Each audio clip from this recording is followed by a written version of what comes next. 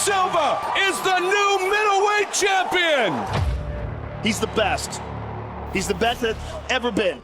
Who can stop that man? Oh, he got hit! Look at the finish it! And it's all over!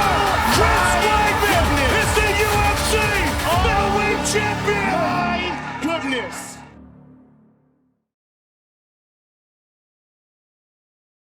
Chris Weidman. I still get called Chris Weidman. Chris Weidman is a good man, a family man, a holy man. It was his faith that empowered him with an incredible amount of self-belief. The more he was told that he couldn't accomplish something, the more determined he became. Achieving that mentality wasn't easy, as Chris was put through the ringer thanks to his older brother Charlie. Chuck was every bully or mean older brother from an 80s movie personified. What are you looking at, butthead? He was a local legend who once scored 4 touchdowns in a single game for Polk High. Charlie was the number 1 son, and he constantly reminded Chris that he was number 2. Not just beating him in everything they competed in, but also punishing him physically. One time Chris fractured his clavicle after crashing his bike. To celebrate this, Biff and the boys took turns drilling Chris's shoulder like it was Ian Gary's wife. What, are you gonna cry now? This was an example that Chris was willing to share, but my sources have revealed other traumatic experiences. For instance, every morning before school, Chet and his buddies would grab Chris, position him like a wishbone, and ram him balls first into the flagpole. That had to hurt. Some days, out of sheer boredom, Chuck would make Chris lick dog crap in front of the girl he liked. One time, he caught Chris wearing women's underwear and demanded his entire allowance or he'd tell their parents. The only thing more threatening than Charlie is Francis Ngannou on a motorcycle. Growing up with Buzz as your older brother was tough, but it molded Chris into the champion he became. The tables would soon turn when Charlie sustained an injury that subsequently ended his football career. Around this time, Chris joined the wrestling team, where he flourished and eventually became a 2-time NCAA Division I All-American. Following his success, Chris transitioned into MMA, but not everyone in his family was on board. You see, as time went by, Bad Luck Chuck seemed to have developed a substantial amount of jealousy. Of course, he and his old man, Charlie Sr., deny this, but it's extremely suspicious that as soon as Chris became the number 1 son, Chuck disappeared from his life. Years later, Charlie's excuse for this was that he didn't want to support his brother's fighting career because of his religious beliefs. He originally planned on converting to Judaism, but Bryce Mitchell talked him out of it after they went fishing together. Chuck became a Christian like the rest of the Weidman family, so their religious beliefs were the same, yet they were there to support Chris's MMA career while Charlie was not. The truth is that Chuck was bitter and jealous that his little brother greatly surpassed his athletic accomplishments. On top of that, he knew he could no longer kick Chris's ass. His new mission in life was to avoid constantly being referred to as Chris's brother instead of Charlie. Chris soon rose through the ranks, getting the chance to face Anderson Silva, one of the best and most vicious fighters of all time. Silva's fights were like something out of a movie. He didn't decision people, he annihilated them. However, Silva's recent victories were against fighters his age, whereas Chris was nearly a decade younger. Weidman embodied the next generation of MMA fighters, more athletic and complete. Furthermore, Silva's strategy for the fight was not ideal. Hey, bud, what's your problem? You dick! He did it. You know, Charlie was somewhere drowned in his sorrows, coming up with an excuse as to why he won't be attending Thanksgiving dinner. Chris stunned the world when he defeated Anderson, but many were upset with Silva clowning around more than usual. Weidman stated since the beginning that he would need to beat Silva twice, since longtime champions typically receive immediate rematches. In addition, the public interest was there seeing how the fight unfolded, but things only became more shocking. You son of a bitch! You'd think that defeating Silva for the second time would have cemented Weidman's championship status among fans, but you'd be wrong. Leading into the first fight, Chris believed he was a bad matchup for Anderson. I think I am a nightmare matchup for him. I'm a bad matchup for him. While the results appear to have proven that his claims were accurate, the unusual circumstances can't be overlooked. Chris was ahead in both fights prior to the finishes, but Anderson was well known for his infamous come-from-behind victories, so the fights weren't a foregone conclusion. On the flip side, Silva was approaching 40, and although he was still champion, his speed and reflexes had declined. Chris deserves credit for beating Anderson, but Father Time, Silva's arrogance, and a freak accident definitely played a role. Weidman went on to defend his title against Lyoto Machida and Vitor Belfort, two more Brazilian legends who were older but still relevant contenders. For his next bout, he'd face Luke Rockhold, a former Chippendales dancer and Playgirl cover model. Some of Luke's victories include Jacare, Bisping, Machida, Lovato, and some stolen valor doofus. Additionally, Luke was Chris's age, unlike his previous title challengers. This part-time model and full-time boy toy was in his prime. Yeah, he is. I'm going to give this guy a reality check. Well, not quite. Their fight was competitive until the third round when Chris delivered the ugliest spinning back kick ever thrown in the UFC. You blew it! Somewhere in the world, Charlie smiled and cracked open a beer. Chris was no longer champion or undefeated. To make matters worse, Papa Weidman aggressively seized Rogan's microphone and said, This is still my boy! Check out the look on Joe's face. Chris's attempt to replicate Vitor's spinning back kick against Luke would drastically change the course of his career. The Adonis was scheduled to rematch Daddy's boy, but Chris pulled out with an injury. One fighter's misfortune is another one's opportunity, as Bisping stepped in on short notice to dethrone Luke in a stunning upset that suddenly altered the landscape of the middleweight title picture for the following year. When the UFC returned to New York after a long-time ban was revoked, Chris Weidman, a native to the state, took on Yoel Romero for a chance to solidify a title shot. This is still my boy! Well, shit! So much for that title shot. Weidman went from an undefeated champion to being on a 2-fight losing streak. The UFC made its return to New York, so they matched Chris up with Gegard Mousasi. Weidman was ahead in the fight until he made a fatal mistake. Many fans were unaware that halfway through the second round, Chris began mocking Mousasi by impersonating his Kermit the Frog voice from top position. Fueled by his childhood rage, Gegard took control by kneeing Weidman in the head while Chris sought to place his hands down on the mat, making the knees illegal, hoping for a foul. Fortunately, Weidman's scheme backfired as the fight was called off after the doctor determined he couldn't continue. Mousasi was declared the winner, leaving Chris flabbergasted. I knew what I was doing. I was putting 2 hands on the mat because I knew he kneed me in the head once when I had the hand down. So I said, all right, I'm going to put the 2 hands down. He can't knee me. And then he kneed me. Pathetic! When asked about his victory, Gegard said this, Daddy's bitch had it coming. Ooh. Do you contemplate appealing this to the commission? Yeah, definitely appeal, but more than that, I want a rematch. Gegard's a free agent. Does that concern you at all about maybe never getting closure on that? I'm sure the UFC will re-sign him. I want that fight. I want that fight back. The Gegard rematch didn't happen. Instead, Chris would meet Kelvin Gastelum in a Fox main event.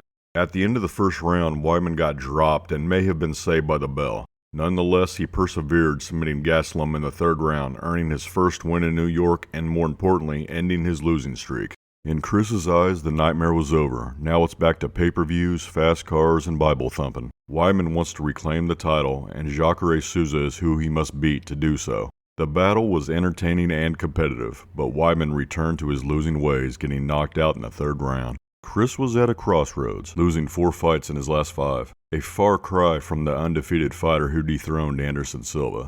Unfortunately, the major issue for Weidman wasn't who he was losing to. It was that Chris had convinced himself that he was winning in all the fights that he had lost until he got caught. I'm fighting the best guys in the world, and I'm beating every single one of them, and then there's a lapse, and I lose. Madison Square Garden, third round, winning the fight, and knocked out. I was winning on the cards, and boom.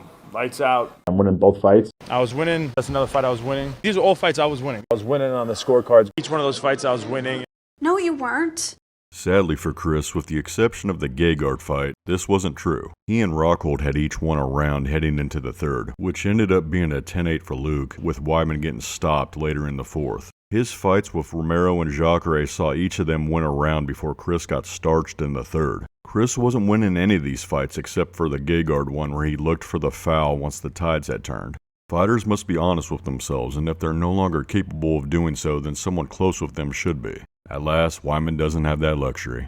After his controversial win over Volkan Oezdemir, future one-hit wonder and CTE recipient Dominic Reyes would introduce Weidman to the light heavyweight division. When this dork isn't showing off his bug collection, he's bragging about being an elite athlete. Meanwhile, Chris was already fixated on Jon Jones. What do you think of his recent call-out of 185-pounder Israel Adesanya? I think he's trying to bait him into coming up. It would probably be a big fight because Adesanya became a big star, and I think it's a really good fight for Jon Jones, so I think he's just trying to egg him on. I'm probably ruin all that. No, you won't. Jon Jones' last two fights, do you think he's most vulnerable right now than ever before? I always believed I had the ability to beat him. He definitely looks very beatable after watching his last two fights against 285-pounders. Looking at 205, obviously there's one guy, it's Jon Jones. Yeah. How do you feel like you match up with Jon? I think I bring a lot of problems to the table with my wrestling and jiu-jitsu, and also I'm long, and I have power in my hands. Especially I think at 205, that might be a benefit for me. I think I'll even hit harder. I think my wrestling and jiu-jitsu, on paper, I think is better than his. If I'm able to drag it into what I'm great at, I think I bring a serious problem. And also my pace. My pace is something that, I think I really bring to the table. Jones has a granite chin, doesn't fade in 5-round fights, and has been taken down as many times in his entire career as Chris has in a single fight. Yet Chris's power, pace, and wrestling will give Jon problems. Delusional. It's not like I'm this delusional guy saying, I think I could beat Jon Jones and people looking at me like I'm crazy, which is what happens when I say things like that. And it was the way they looked at me when I said I was going to beat Anderson Silva too. Now you're 1-4 in your last 5. So referencing the Silva wins as some ace in the hole for Lightning striking twice is laughably far-fetched. Unlike Silva, Jones isn't 40 and has no weakness in wrestling. He's bigger, stronger, and younger than Chris is. On top of that, Weidman's no longer this undefeated phenom. He was already past his prime due to the irreversible cognitive damage he took in those KO losses. Do you believe in the theory that your chin has regressed, that you can't take a punch as well as you once did, and do you feel like cutting the weight or not cutting the weight helps that or hurts that? I'm open-minded to everything and every belief, and I definitely think fighters' chins kind of dissipate over time if they've gotten in a lot of wars and been knocked out, especially if I see them get knocked out completely cold. I've never been knocked out cold, even though I've been hit with some monster shots. Chris may not have been stiff as a board, but he was clearly in la-la land with some of those defeats.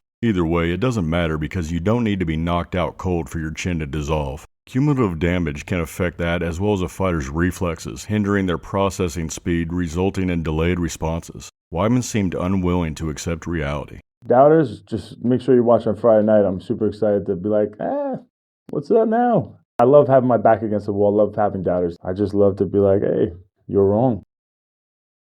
No, they're not. Dominic Reyes knocked Weidman out in the first round. I was winning. Maybe Chris should stop doubting his doubters. Now he's 1-5 in his last 6. How bad do things have to get for him to call it a career?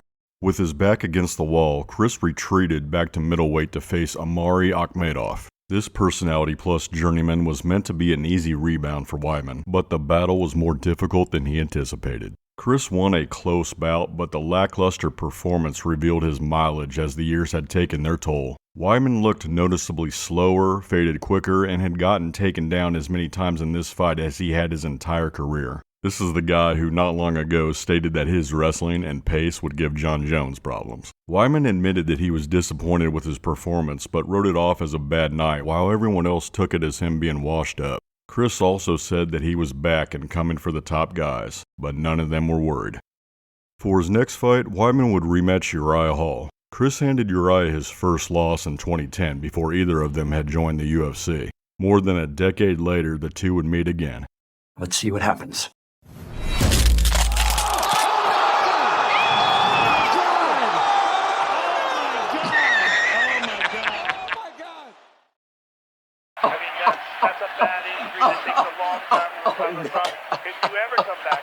What am I gonna do about my leg?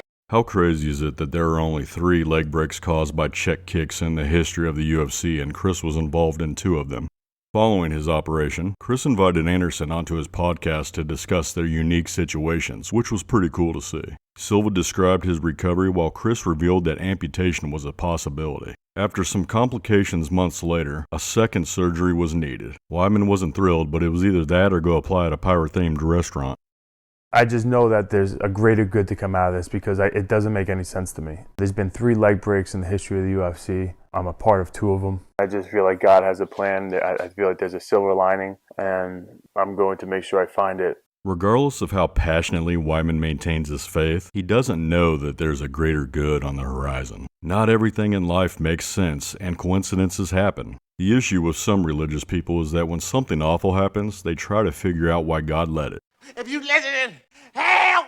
Perhaps God's plan was to convince Chris to move on because he couldn't accept the truth of his current situation, but Chris saw it as another obstacle. That could have been inspiring if it hadn't been perceived as unrealistic. After surgeries and months of rehabilitation, Chris's body was returning to where it was prior to the injury. Weidman wasn't just training for the sake of it, he wanted to make a comeback. That alone should have earned the fans' admiration, but they immediately tapped out when Chris set his goals too high.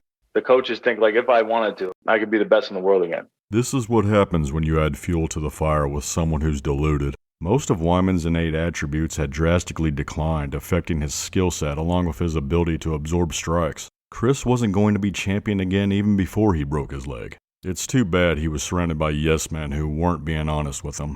After 2 years away from the sport, Weidman would return to face Brad Tavares. B-Rad was an appropriate choice for Chris's comeback bout. A seasoned UFC veteran but not a contender. Make no mistake, Chris saw this as a warm-up fight. Just another step toward regaining the title and reaching his potential. I have a lot of people who truly believe in me. Don't say it.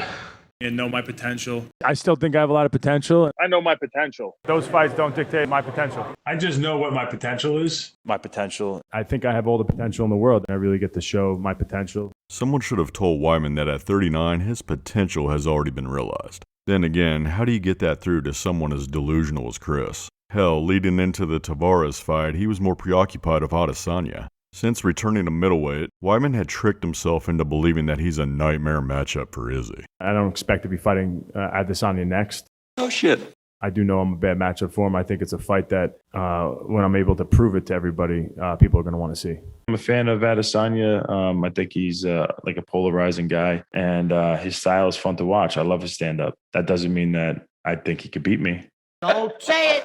I just know it's a great matchup for me. He's a great matchup for me. I'm a nightmare matchup for him. Chris insists that wrestling always conquers striking, despite the many examples proven otherwise. Furthermore, he assumed that because Adesanya's style was comparable to Silva's, the outcome would be the same. My grappling is just on a different level. I could finish him. Adesanya, I've seen even before the Blackwoods fight, I've seen that he's a guy that I just match up really well against, and I know I could get to him. We're just two different levels of human beings in those situations. Obviously, I would love to fight Adesanya and be the one who dethrones him because, you know, everybody, I love that feeling of everybody thinking you have no chance at beating somebody and then, you know, you go out there and prove it. Funny how Weidman acknowledged Adesanya's loss to Jan at light heavyweight, yet conveniently ignored wrestlers he beat at middleweight, along with the fact that Chris had been stopped with strikes in 6 of his last 8 fights, while Izzy was considered the best counter-striker in the sport. The evidence suggests that Adesanya is a nightmare matchup for Weidman.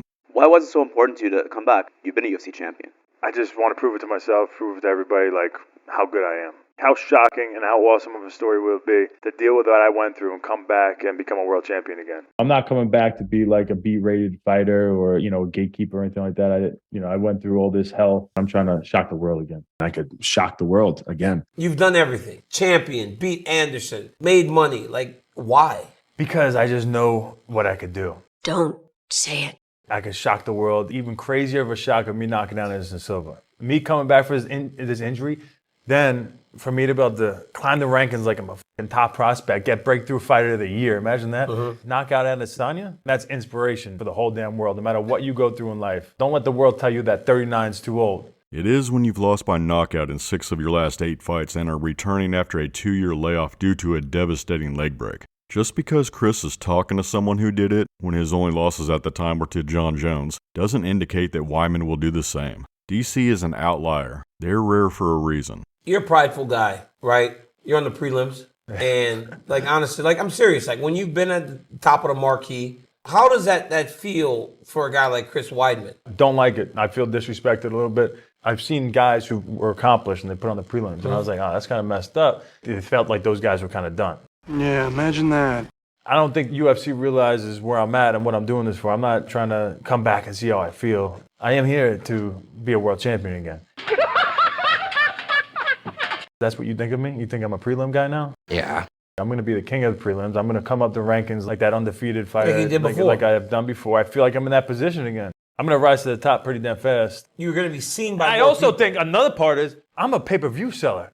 No, you're not. Every one of my pay-per-views, I've seen the numbers. I've done pretty damn good, better than these pay-per-views that are going on now. Chris claimed he's a pay-per-view seller, implying that he's a draw. But I've seen the numbers too. His first fight against Silva did 550,000 buys, which mostly sold because of Anderson. Their rematch that had Ronda in the co-main event did just over 1 million. For comparison, Silva's rematch with Chael sold 925K. Weidman versus Machida did 525K, and his defense against Vitor only did 375.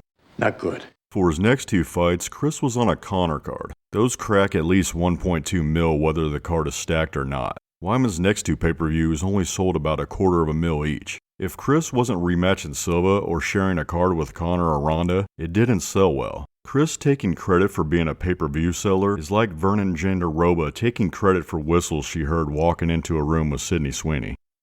Listen, I'm the king of the prelims now. Let's go. It's kind of disrespectful, to be honest. I'm not going to pretend like it's not. To be out for 2 years, I broke my leg on a pay-per-view, put my body on the line, and then they put me on a prelim? Do you disrespect me like that? What do you think, I'm done? What do you think, I'm here to just, see how I feel? No, I'm here to make a statement. This prelim prima donna is like a victim in a slasher film, unaware that he's about to get axed, all while the audience knows. My skill set matches up really great with the top guys. I will be champion again. I'll defend the belt. And then, peace. Tavares defeated Weidman by unanimous decision. Losing to a gatekeeper like Brad validated UFC's choice to put Chris on the prelims. They, along with the rest of the MMA world, knew Weidman's chances of reclaiming the title were slim to none. No, it was just none. If Chris's goal had been to simply come back and fight again, the fans would have supported him. But as the belief turned to lunacy with his title run talk, it became a joke. When asked about Weidman's performance, Dana said, Cocaine isn't cheap. Whoops. What do you think Chris Weidman should do after? Retire. Father Time is not our friend at all, but definitely if you're a professional athlete. Chris, I love you. Please retire. Unfortunately for Chris, he imagined that his comeback would be a big deal, but it wasn't. Rather than accepting the truth, Weidman became an American Idol contestant who refused to leave. If you take one skill at a time, I don't think there's really anybody in the UFC in any division that has the skills and stand up to wrestling and the jiu-jitsu like I have. Get the fuck out of here. Imagine losing to Brad Tavares, then saying this with such confidence. Since Weidman brushed off retirement, the UFC matched him up with Bruno Silva, a man who was just as washed up as Chris, but had never reached the elite status that he did. After years of praying, God blessed Weidman with the first ever victory via eye pokes. This is still my boy! Not just one eye gouge, but several throughout the fight, ending with a beautiful 1-2 poke combination. How about that? The match should have been ruled a DQ, but Chris was somehow declared the winner. Weidman was so desperate for victory that he tried to justify the results. Do you feel like that was a legitimate win? Yes, I feel like it's a legitimate win. I won all 3 rounds according to the judges. It's difficult to win rounds when your opponent keeps blinding you. Look at the eye pokes and be honest with yourself. They weren't the worst eye pokes in the world. My thumb barely touched his eye. And then he took as much time as he could get. I'm like, come on, man. I don't feel like that really bothered you like you're acting. I don't see him having trouble opening his eye or anything like that. My fingers are kind of like my way to judge distance, and I'm kind of moving back as I'm ready to come back and forward. And unfortunately, I caught him in the eye a couple times. I got eye pokes, by far the most devastating eye poke of all the eye pokes. The first 2 eye pokes where the ref stopped it. I barely touched his eye. And then you go back to the replay, and it's like, you didn't even really get poked in the eye.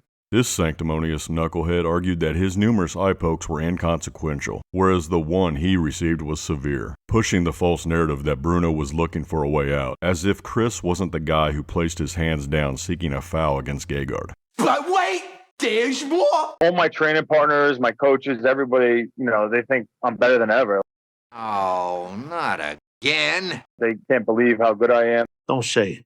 They think I could become one of the best guys in the world again. Don't say it. I know my potential. Damn it. Kevin Lee's delusion walked so that Weidman's could run. Chris did capture a UFC title, but those days are long gone. This isn't even fun anymore. Now it's just irritating. How can his team continue to fill his head with this nonsense? We've all seen Chris when he was at his peak. That version of him expired years ago. I think a win over Bruno Silva for me, because of what I've accomplished, brings me to some big fights. Not quite. That big fight turned out to be Eric Anders, the journeyest of journeymen. Weidman was slated to face Anders at UFC 309 in New York, but the match had to be rescheduled for UFC 310 due to Eric getting food poisoning. To make matters worse, Chris had been relegated to the early prelims. However, this time he wasn't whining about his card placement. Perhaps the reality of his career had finally sunk in. What is the motivation? Why are you doing this? I'm very competitive. I still feel like I have more to offer this sport. I still feel like I can compete with the best of them. I just want to prove to myself and test myself against the best guys in the world. Well, maybe not.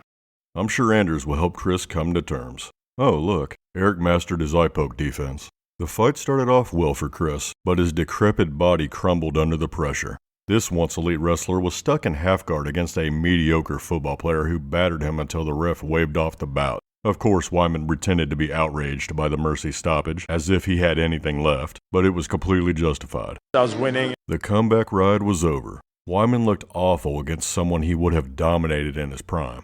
I'm not sure if his coaches were simply gassing him up or if they were incompetent. Given that they have produced other champions, I doubt it was the second option. Chris was clearly over the hill before he broke his leg. Perhaps his team also didn't want to accept reality. Actions speak louder than words, and Chris proved that he can no longer compete with the top guys. Believing in your abilities is easy once you've reached the mountaintop, but when does confidence become a delusion once age, injuries, surgeries, and head trauma are taken into account? When do you acknowledge that you're not the same as before? Every aging athlete confronts this issue, and faith alone is an inadequate response. Chris finally realized what the rest of the MMA world already knew.